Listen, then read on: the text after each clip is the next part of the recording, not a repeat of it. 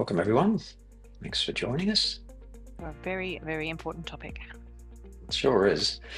Such an interesting one too, one we've been working in quite a bit lately, Lauren. I think it's all I've lived and breathed in 2025. I think it's true. I don't know whether it's in the air or whether that's just where we're choosing to focus this year, but certainly we've been exploring the topics of managing and leadership a lot, not just through webinars and meetings, but also with our clients. So perhaps this is just something that's very topical right now. And I guess it makes sense, doesn't it, really? If you want your organisation to do well, then it's got to start with leaders and managers. They set the tone. They do, yeah. Well, they set the culture. That's what it is, really. Yeah. And the culture that's the beating pulse of the organisation. So. Yeah, for sure. All right. Yeah, it is a good topic, isn't it? I really, I reflect very positively on my early years as a supervisor and manager, but gee, I learned a lot as well. And maybe if I'd known some of the things we're going to cover today back then, might have been a smoother journey. Well, I'm one of those that just was the ones that, kept getting promotions and kept getting jobs without the training, so it was it's something my dad told me when I was young in my career, and what he was told when he first started Integro Learning Company, or when he first joined there, or was just Integro at the time. But bite off more than you can chew, and chew like hell. And that's kind of how it felt a little bit. Is just keep chewing, work it out as you go. Oh, I love that. Well, I bet people who are on the webinar today will relate to that, Lauren, because I don't think things have changed all that much. All right, well, let's get underway. Thank you, everyone, for joining us for our latest webinar on the topic of the real job of managing people, practical business insights. Lauren Ayres and myself, Warren Howard, will be hosting our webinar today. It's been a bit of a pause, Lauren. We haven't done a webinar for a few months. We were just reflecting, so it's good to be back in the saddle. It is good, yeah. I was very excited to get one underway, and I think I've even recommended the one that we'll do next month. So, we do get good interest and engagement from our webinars, and they're fun to do. And they are fun to do. So thank you everyone for joining us. And one of the reasons we do like doing and why they are fun is because we build these webinars based on what we're experiencing at the moment in the work that we're doing for and with our clients. So they're very topical issues. And I hope from today's webinar, you'll gain something that you can take away and put into practice, something that resonates with you. So glad to be here. We'll run for about 45 minutes, and we'll have a presentation to run through with you. And we'll also spend a little bit of time at the end to answer any questions that you might have. But again, welcome and thank you for joining us. Well, we are, as a business, Howard Co. And if you don't know us, we are about helping visionary leaders build great businesses with a culture where people thrive. And our mission is releasing human potential at every stage of the growth cycle, whether that be through recruiting and onboarding, people management and culture, or leadership and team development. And today's webinar is on that third dot point. Our points of difference, what makes us unique, I guess, is our business focus, the strategic partnerships we form with our clients, and the fact that having been in business now for over 15 years, we are seen very much as trusted people advisors. Our vision is people and business thriving together. And today's topic is very much in support of that. There's our team. You can see Lauren and myself on the left-hand side there, followed by Shelley, Lisa, and Mark. And in the background, we have Bettina, who's on our call today. Bettina is our executive assistant and marketing coordinator, and Bee's looking after the technical side. So thank you, Bettina. All right, today's agenda, we are looking at the world through the lens of managing, and we'll start by talking about the difference between managing and leading. I think that's an important distinction to make.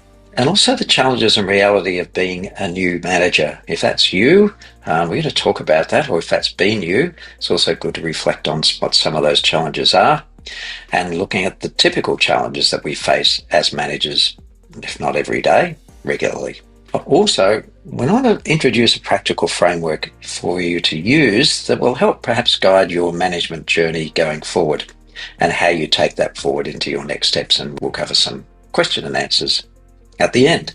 So that's our agenda. Let's get into it. There is a difference between managing and leading, Lauren. Apparently it's not either or, it's both. So It is both. yeah. So, this is a bit of a revelation to me, but let's clear up what the differences are here. Because quite often these two terms, managing and leading, can get used interchangeably, but they are different. Managing is very much about achieving outcomes by focusing on the process, the tasks, and the coordination of resources to be able to deliver a result. That's what managing is, right? Getting an outcome. But leading is about addressing the missing piece, and that's the people, because none of those things on the left can actually get done unless you've got your team and people aligned. And that happens through being able to inspire and influence your team, in particular, to achieve a vision, but also to achieve the results that you've set out on the left-hand side. So you can't manage without leading, and similarly, you can't lead without being able to manage as well. Does that resonate with you, Lauren? Does that make sense? Managing versus leading? Yeah, I think often what I see is the challenge when managing and leading do get used interchangeably. They can be a bit confusing for people because, and one of the typical examples might be when people think I need to set up a management team, and then they get caught, well, is it a management team or is it a leadership team? And sometimes I've seen in clients that I've worked with, there's an imbalance there because they don't know whether something, like it's been labelled as one thing, but they might then be trying to organise what the outcomes are, but they've called themselves a leadership group. The reality is you do need both, but I think it's helpful to understand the distinction of the two roles. I guess the only thing that I would say about the leadership piece is that I think you can be a leader without needing to manage things. So just to contradict you slightly there, and I think that's just on the basis that, leaders are very good at I guess that influence piece with people. And so you might not necessarily be responsible for particular outcomes, but, everybody in your business could play a leadership role in some way. Very true. Thanks for making that distinction, Lauren. Absolutely right. And I remember when I first learned about managing in my first role as a supervisor, I was taught that managing was about four things: planning, organising, implementing and controlling, and they were the four tools that I had at my disposal. But guess what was missing out of all of that was the fact that you can't get any of that done unless you get it done through people. So we're a lot more enlightened these days. We now recognise that in order to get the planning, organising, implementing and controlling done effectively, you need to be able to lead. Okay, so really important distinction to make, and sometimes for us to be aware of, am I wearing my manager's hat right now, or am I wearing my leader's hat? This is an interesting piece because we've been focusing very much on management skills this year, and we'll talk a bit about that. That's the focus of this program, is about managing. I think we do need to get, like, everything that we talk about when we're talking about managing is that it really does come down to the people, but looking at it in a very practical sense. So you do need to engage people to be able to effectively perform the management tasks, and that's the art, really, striking the right balance, I suppose, between getting things done and engaging the people to actually do it. Very true. And not having to do it all yourself, right? Yes. Okay. So the reality of being a new manager, so if this is you, or if you've been in this, you'll probably relate to it, right? It's making that big step from a peer, working with your teammates, to all of a sudden perhaps having to lead and manage them. And that can be quite a tough leap. You go from being a friend to a boss. You're dealing with trying to balance empathy, being able to see things from each other's point of view, but also being able to hold people to account, right? The urge to figure it out alone is that, and I could certainly relate to this. You think, well, I've been promoted into this role, therefore I should know how to do it. Well, that's an error, isn't it? Because really we need to say, if there's things that we need to learn, we need to reach out and get that support. But there is that tendency to think, well, now I'm in the job, I should know how to do this. And also going from doing to enabling. Not seeing everything as something you have to do yourself, but also figuring out, well, how do I actually enable, empower the people in my team to be able to get things done, even when I'm not there. And that's a big challenge. So the reality of being a new manager can be quite challenging. But if you reflect on it and be aware of some of those shifts, then it starts to help you change the mindset of how you want to see yourself in this new role, because that's an important part. Yeah, I think this is also important to be mindful about when you are, let's say you're a more senior manager in an organization who's looking to promote somebody. Because as we've often talked about, when it comes to the role of the manager, is a lot of managers get promoted based on their technical competency, not necessarily on the fact that they've then worked out how to manage the people.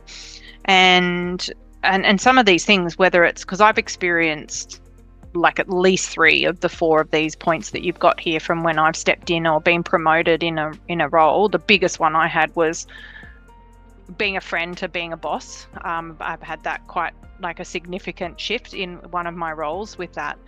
Is just also acknowledging that if you're looking to promote somebody, so we might have people watching this webinar that are looking to promote people in their organization, perhaps as first-time managers, to be mindful that some of these things may exist. And even if you've just got a bit of cognizance around it, you can look to create some solutions or to support the people that you're bringing into these roles to be able to make sure that they, that we have what the support that they need to navigate being a new manager. So it is very much about shifting from doing the job to getting the work done through others. And if you're stepping into a supervisory or a management role for the first time, and you have gone from being someone who perhaps was a specialist in your own area, you can see that this can be a challenge, because no longer can you get everything done in your own right. And yet that's possibly why you got the promotion in the first place, because you are very good at what you do. Now, the challenge is, how do you get good at managing people? Well, it's important because of these 2 statistics here. Number 1 is that 60% of new managers underperform in their first 2 years. In other words, there are high expectations about how they go, probably based on their past performance, but how they're performing in a manager's role does not lift to that level of same performance. And why that matters is that 70% of employee engagement is actually influenced by managers. So whether people are engaged, whether they're retained, has a direct relationship with the performance of the manager. So there's every good reason why managers are important, but also we need to help managers do well. And there are challenges, right? If there are challenges for new manager, there are challenges when you're experienced as well. And there's 6 main ones. Getting buy-in and commitment from the team can be challenging.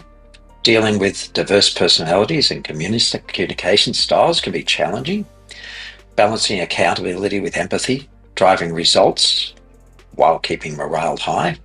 When dealing with competing priorities or context switching, perhaps priorities have changed. And then avoiding your own burnout from being the go-between for leadership and staff. And finally, dealing with conflict or underperformance. When you look at that list, Lauren, why would anyone sign up to be a manager?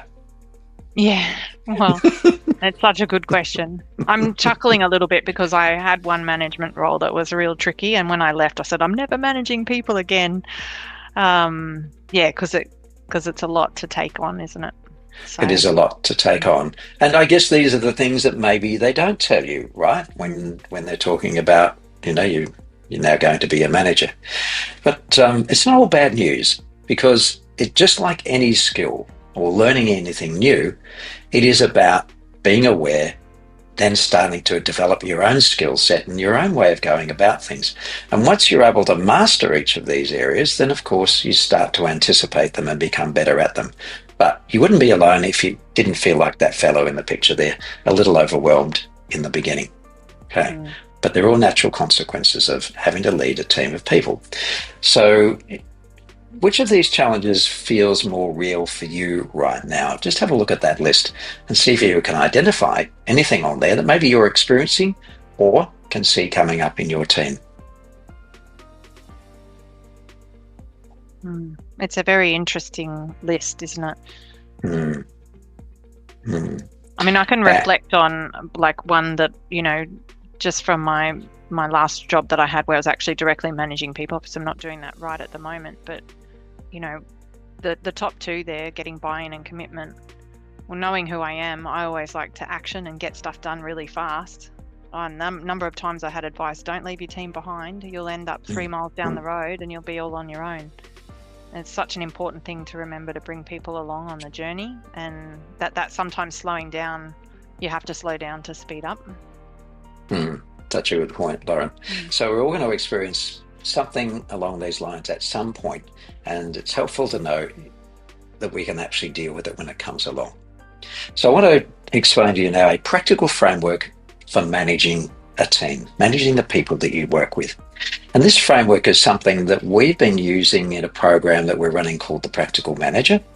And it is very much about how to actually go from the planning, organising, implementing and controlling style to one where you get that level of engagement and ownership and buy-in from your team. Very essential skills. So let's have a look at this. It's called DEAC. That's the acronym. It's about define, engage, align and coach. So defining means setting the scene around the roles and expectations. In other words, why are we doing what we are doing now? So making sure that everyone is on the same page in terms of the work that is to be done. E for engage means actually tapping into each individual to make sure that they understand what their role is, okay, and what skills they need to be able to perform that role, but also what support they might need as well to be able to deliver. That's engage. Align means aligning the team to the business goals, bringing everybody back to purpose, understanding how you will measure success, what some of the milestones are that you'll need to address along the way, but giving people concrete steps and goals to aim for so that everyone is pointed in the right direction, the same direction. And then C for coach, which is about getting your team to the point where they can start continuously improving by developing each of those individuals, but also working on the team as well. Because once you get that multiplier effect of the team working synchronously, and that's when you really start to see high levels of performance.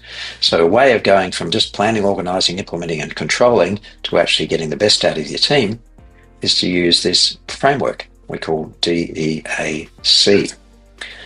Now, I'll show you an example just to bring this to life. So here's Sarah. Sarah is a manager of a small marketing team. Okay, there are 4 people in the team, and this is a growing business. I'm just looking at Sarah right now. She's not looking too confident. They were tasked with launching a new client campaign, but after a couple of weeks, things weren't moving. Deadlines had slipped. People in the team were getting frustrated, and no one was sure who owned what. So how could Sarah use this framework, DEAC, to reset her team and to get everybody back on track? So not an uncommon situation. Perhaps Sarah's new to the team, or maybe this is a new challenge, but things aren't going the way they had hoped, she'd hoped, and she needs some help. Let's see if we can help her. So I'm going to apply this framework or this model to give some suggestions to Sarah. Right, so what did she do? Well, first of all, she used the D for define. She reset the team by clearly outlining the roles, the expectations, and what success would look like for the next quarter. Now, this seems so obvious, but it can be a typical trap, Lauren, can't it? That we get very excited about a new project. Perhaps there's the pressure of time or a client demand, and we get into a huddle and then everybody heads off in the different directions. 100%. Yeah. And to be, oh, sorry, Warren. You can... No, go ahead. I was just going to say, in fact, I don't actually think I've worked with a client, maybe there's been 1 or 2, that really have struggled with that clearly defining roles, not even just at a project level, but at an organizational level, because there's so many intricacies of things that need to get done. And that, as you said, that enthusiasm, well, certainly I can imagine that Sarah looks like she's got quite a bit of enthusiasm, would have been a lot of enthusiasm to get stuff done. You're not paying attention to the finer details, and that's usually where that what I experience, where the friction in the team starts to come because they're like, well, I thought I was doing that. Who's meant to be doing that? Well, no one's doing that, you know. I don't know. Isn't that your job? I can hear people nodding their heads. So that does happen. That is either due to enthusiasm or pressure of time. We've got to get going quickly. Client needs this by next week. Let's get underway. And inevitably, some people will think, well, what was I meant to be doing again? So this is where she stepped into the engage, and she took time to rebuild trust, ask about each person's strengths, and listen to their frustrations so that they felt heard. Now, some people will pick up on the goal and their role very quickly, and then others may not, either due to some ambiguity in what you've been asking them to do, or perhaps they just like to think things through. Everyone handles their task differently. But the key point here for Sarah was she needed to address each individual to make sure they were on track as well. That's where the E comes in. With A, and that is about align. So with getting those first two steps in place, what she then did was make sure that the tasks were delegated to the right people. Okay, because that can often be a trap, giving people things to do that they're not quite ready for or haven't had the training for. And then showed how each task and role connected to the company goals or the team objective. So she got in there, started to get down into the detail, because the more work she puts in at the front end, the better things are going to end up at the end. And then finally, she set up short weekly check-ins to coach individuals and give feedback and celebrate the wins. So what Sarah started doing here was managing and leading to make sure that her team was able to deliver. Whereas before, I'm sure she would have been running around the edges, picking up the pieces, trying to get it all back under control again. So here's a quick example, and I hope that brings that to life for you, about how this simple model can apply. Yeah, I think it's a nice way of just making sure that you're setting anything up to just run it through something like this model, just to make sure that you're capturing all of the right things. Because it can be easy to skip steps, I suppose, along the way. But by looking at this, going, great, okay, well, how do I align people? So I've got to make sure that I've got these things in place so people are aligned and they understand what other people are doing across the organisation, but where their role fits into that, or what their task is, and how that fits in. So I think this is a nice checklist, really. That's what I'm seeing with it. Good. It is a good description, Lauren. I think things like checklists or frameworks, this model here, they're useful because it allows you to just go back and look at your situation through a different lens and see if there's something missing. And you might be doing 2 out of 3 or 3 out of the 4, but if you pick up on the 4th and you go, I think that might be the cause of why we've got confusion here or why we're not meeting our deadlines, then the framework has served its purpose. It gives you another perspective. Just like that planning, organising, implementing, controlling that I had originally, DIAC is equally useful.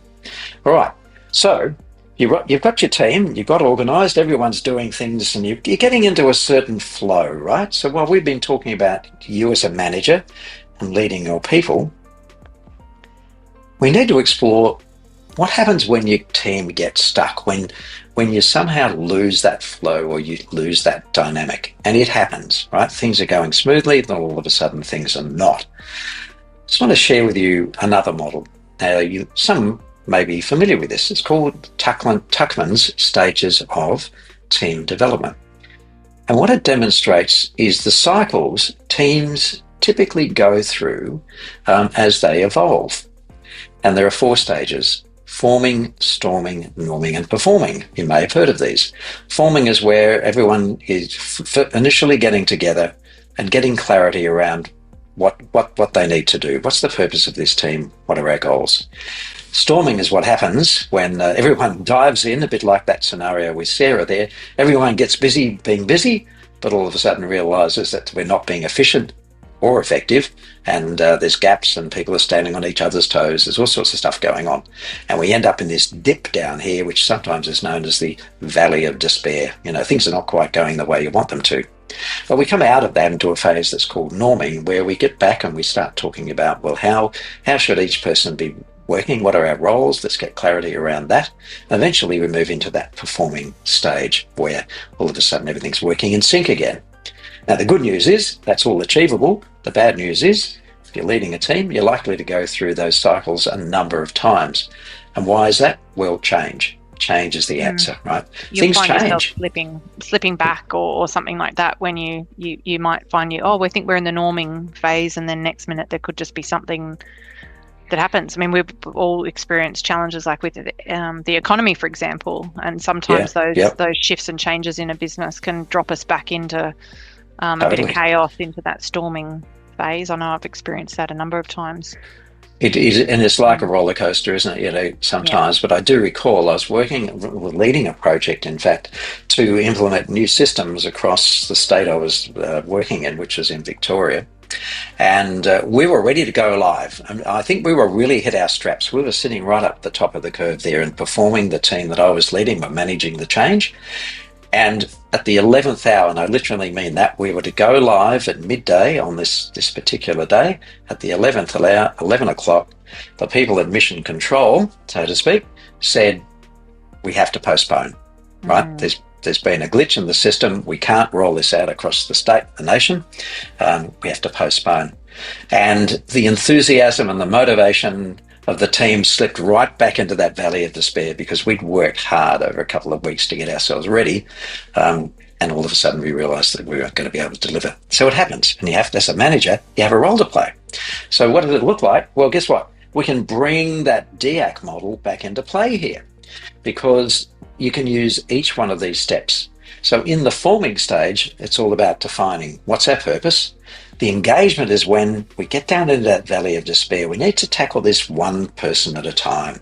All right, let's make sure that we've got everybody back on board before we then move into the norming phase where we use the align part, which is about making sure that we're all now focused on what's the end game. Are we all clear on our roles and are we working together well as a team? Finally, we come into that coaching space, which is about helping the team and the individuals perform at their best and making sure that everyone is working together well to be able to deliver and exceed on those expectations. So even when things go off the rail or there's a shift in the dynamic, the role of a manager can be equally valuable in each one of those stages of that change model. And you can use that DIAC model to help here as well. Does that make sense, Lauren? Where managers can step in and help manage the team through change? Yeah, absolutely. I think I was just reflecting on, I sometimes like to use the sailing analogy when we're, going through here. And I'm not a sailor, so for those that are sailors listening to this, just know that I don't have all of the proper information. But, you have to tack with the wind, right? That's my understanding. And so I think that this gives us an opportunity with looking at this model as well of just going, okay, where do we need to shift and apply some attention and focus depending on what's happening. So if that wind is kicking up, it's a big wind and it's throwing us a bit off course, look at that, especially if we're already in the norming or performing phase. Oh, hang on, we might need to align or coach to keep us getting back, to sort of forward direction where we need to go. I like that it's an opportunity to sort of think about, if I've got these sorts of problems in my team, how might I be able to look at them in a way that I can use this DIAC tool to improve things as well? Wonderful. Thank you. So what we've looked at today is just a sample of some of the topics that we cover in a program called the Practical Manager Program. And I just wanted to take a moment just to highlight that for everyone on the call who's not familiar with it. But this program is working exclusively with a group of 12 people. We've been running this program this year. We're into our second cohort now. And to help equip those managers, both experienced and new managers, build clarity around their role to be able to set expectations that stick with their teams, to be able to drive engagement and align and motivate their teams and strengthen their capability and being able to coach others' performance. And we provide them with tools and frameworks like the ones we've covered in our call today. It's a 6-session program and it gives managers confidence where it counts. And the next cohort is commencing in February 2026. And if you are interested and want to take your job of management to the next level, then let us know. You can scan that code on the screen there if you want to learn more. And Lauren, you've been instrumental in building this program and facilitating it. Yeah. What do you want to say about this, the Practical Manager? Just the idea that we're looking at practical skills, like the DIAC model, where every session we have has these simple models and frameworks to help make sense of how to deal with challenging situations, and the feedback has been fantastic from the participants. So, and in fact, it's given me a lot of confidence that we're on the right money. I mean, we were just talking before the webinar started about this has been the year of talking about practical management, and it really stemmed from everything we were learning last year, was that this was the big gaping hole in business was the skills of the managers. And, it's starting to reach, a crunch point where, something needed to be done. So we wanted to create something that was real and practical and valuable, and had a bit of longevity to it, I think, in terms of what people were learning, and flexibility too, given that it's an online program and it's not eating up a huge amount of time in people's days, weeks, and the year. So I've been really pleasantly surprised by the feedback that we've had. Yeah, absolutely. That has it's really hit the spot. And I think what we did right was identify that there was a gap there in, I guess, the available resources for managers based on our own experience, and also what we're learning from our clients as well, to provide not just the theory but also the practical application that can be used literally day one, from the moment someone learns it to the moment they need to apply it, and to use things that people in management roles can actually use every day to help build up their toolkit for getting the best out of their team.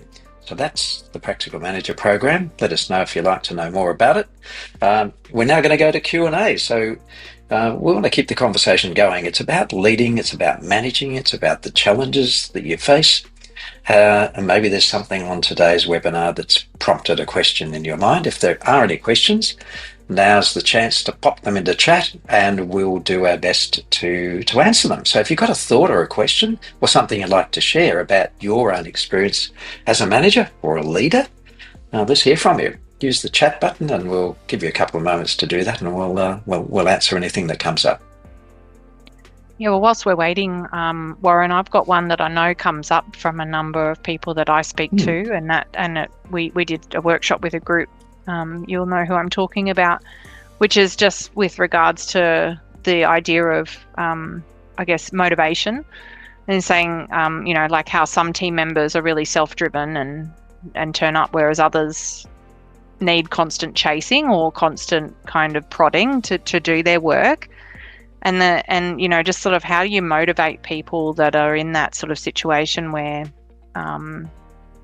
they do need some hand holding, or like chasing probably, and how to do that in a way that's not micromanaging people. Do you have any thoughts on that scenario? So how to bring people along who are perhaps not readily jumping into Yep. Well, I think if we go back to that DIAC model, Lauren, sometimes we've got to go back to basics and really set out clearly what your expectations are, and get clarity around the role. To just remove any ambiguity there. So being clear on expectations. And then number two, that engage piece would be about identifying any support that might be needed to actually help that person deliver on the outcomes. Because, what we might be talking about here is someone who's perhaps willing but doesn't have the ability or the skill to be able to do it. So that, giving them that role might be a bit misplaced. So there are a couple of thoughts. Go back to the DIAC model.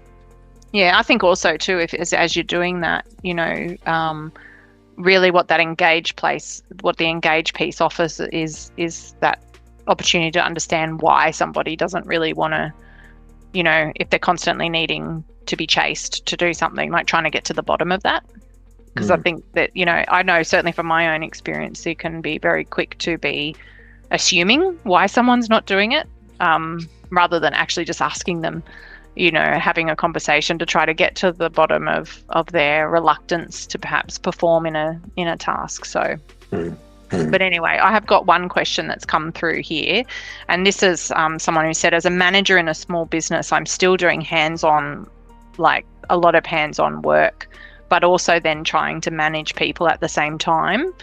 And she's asking, how do I prioritize like my jobs when I feel like I'm being pulled in a lot of different directions?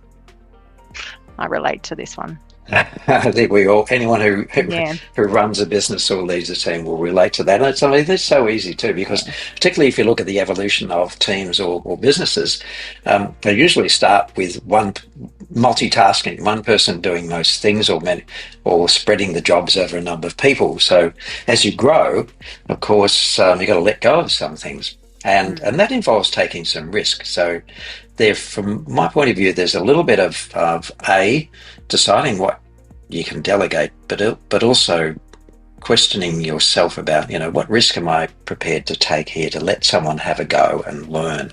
Because I think we do try and hang on to things, particularly if we feel like no one could possibly do it as well as we do. And I know I've fallen into that trap myself, but it does involve a little risk, but you can minimize that risk, of course, by investing some time in coaching and training. Yeah, I think that's the thing too, as being like in terms of, she's asking about how to prioritize. I would also be looking at, well, let's just get if you can, be really clear and practical about what needs to be, like the true urgency, I suppose, of certain things, because sometimes things can feel more urgent than they maybe are. And if we can afford, because this is the thing we hear a lot, right, is that it's just easier if I do it myself. But that's a very short-term Band-Aid fix than actually going and saying, look, I really do need to teach this. I need to delegate something. So it could even be that I need to have that person sit beside me while I'm doing the job as a starting point, and I'll still do it, but at least they're there and they can take notes and they can see how I'm doing it, rather than I'll just get it done because it's quicker. So I think it to me, with the priorities, I'd be looking at just trying to be as objective as possible about deadlines and being realistic that at some point this is going to keep getting worse and worse if you don't learn to delegate tasks out there at all. And there's a question, just a very general question about holding people accountable, Warren.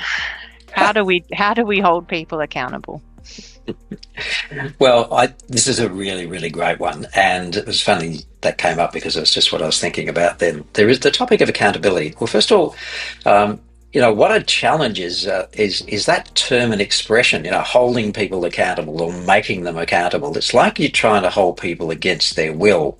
And so we need to change the dialogue around accountability here to something that people actually aspire and want to achieve. In other words, that's, being responsible. Now, when we look at what people are looking for in terms of engagement and job satisfaction, growth often comes up in the list of things. People want to grow in their role. They want to grow in their career. Well, accountability is a very important step in the growth path of anybody aspiring to do better in their job. So how do we engage people so that they want to be accountable? Well, I think, we have to role model it ourselves as managers, that we're prepared to be accountable for the things that we've agreed to do, but also start encouraging accountability. Start small, pick small targets, small goals, and build accountability in by starting to talk about, well, what's the outcome? In what time do we need this completed by? What support do you need? And having those, what I'll call those expectations conversations with people to actually get down to basics and say, well, look, here's what I'm wanting you to achieve. This is what I expect as an outcome. Now let's talk about the steps you're going to have to go through to get there. Now, some might say, well, that's a little bit like micromanaging. Well, you got to start small. I think getting the conversation going around how this is going to happen is equally important as talking about what the outcome is that you're looking for. So for me, accountability comes from having good, practical, open conversations about expectations. It starts there, and then providing the support to be able to get that person to where they need to be. So it's all about the follow-up, having feedback conversations and being prepared to give both positive recognition for things that are being done well, but also constructive feedback where things might be falling short. So it's a bit of a package there. Accountability is made of very many parts, but it's part of it. I think what it comes down to is let's make accountability something that's normal, not an exception. Yeah, absolutely. And I think my just like 2-second ad there is, I think also getting the agreement up front makes it a lot easier to hold people accountable down the track. So getting that clarity on the roles and things like that. So that's all for the questions that we had today, Warren. Excellent. Well, I can't see any others coming up as well. So if that is the case, let's wrap this up. So where we started today was just making that distinction between managing and leading, remembering that managing is about getting things done, but leading is about getting things done through people, right?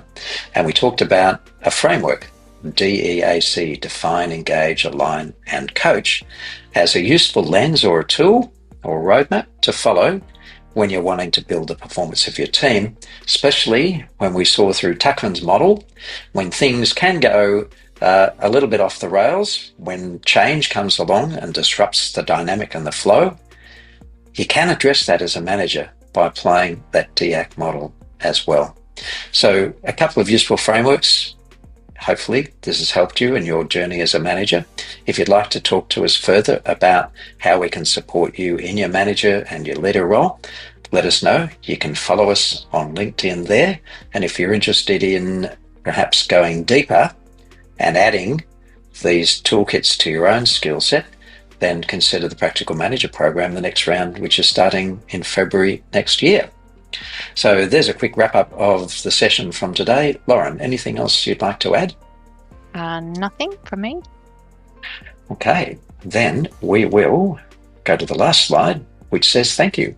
And as an appreciation, we've got for you the manager's DEAC playbook. And all you have to do, and I've tried this, is scan that QR code you can see on the screen there and click on the link, and you'll be able to automatically download the PDF, which summarizes the DEAC model for you and gives you an opportunity to use that as a workbook as well. So that's our thank you to everyone who's joined us on today's webinar. So go to that QR code and you can download the playbook. So from me, been great talking about managing and leading today. A great topic which we love talking about. So I'll say thank you, everyone. If you need anything else from us, please contact us. We will see you at our next webinar, which will be in roughly a month's time. So yeah, thanks everyone. Good to see everyone on today's webinar. Thank you. Have a great rest of your week. Thanks a lot. Cheers. Thank you, Lauren.